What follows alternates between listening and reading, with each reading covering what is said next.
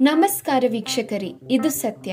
ಅಂತಾರಾಷ್ಟ್ರೀಯ ಬಾಹ್ಯಾಕಾಶ ಕೇಂದ್ರದಲ್ಲಿ ಕಳೆದ 9 ತಿಂಗಳಿಂದ ಅಂದರೆ 286 ದಿನಗಳಿಂದ ಬೋಯಿಂಗ್ ಸ್ಟಾರ್ ಲೈನರ್ ಎಂಬ ಬಾಹ್ಯಾಕಾಶ ನೌಕೆಯಲ್ಲಿ ಸಿಲುಕುಕೊಂಡಿದ್ದ ಭಾರತದ ಮೂಲದ ಗಗನಯಾತ್ರಿ ಸುನಿತಾ ವಿಲಿಯಮ್ಸ್, ಬುಸ್ ವಿಲ್ಮೋರ್ ಇವರಿಬ್ಬರನ್ನು ಕರೆತರಲು ತೆರಳಿದ್ದ ನಾಸಾದ ಗಗನಯಾತ್ರಿ ಹೇಗ್ ಹಾಗೂ ರಷ್ಯಾದ ಗಗನಯಾತ್ರಿ ಅಲೆಕ್ಸಾಂಡರ್ ಗೋರ್ಗುನೋವ್ ಯಶಸ್ವಿಯಾಗಿದ್ದಾರೆ. ಈ ನಾಲ್ವರನ್ನು ಹೊತ್ತಿದ್ದ ನೌಕೆ ಮಂಗಳವಾರ ರಾತ್ರಿ 8:35ಕ್ಕೆ ಬಾಹ್ಯಾಕಾಶದಿಂದ ಪ್ರಯಾಣ ಆರಂಭಿಸಿದ್ದು, ಬಾಹ್ಯಾಕಾಶ ಕೇಂದ್ರದಿಂದ ನಿರಂತರ 17 ಗಂಟೆಗಳು ಪ್ರಯಾಣ ಮಾಡಿದ ನಂತರ ಭಾರತೀಯ ಕಾಲಮಾನ ಮುಂಜಾನೆ 3:27ಕ್ಕೆ ಫ್ಲೋರಿಡಾ ಸಮುದ್ರದಲ್ಲಿ ಸ್ಪೇಸ್ ಎಕ್ಸ್ ಕ್ರೂ ಡ್ರ್ಯಾಗನ್ ನೌಕೆ ಲ್ಯಾಂಡಿಂಗ್ ಆಗಿದೆ.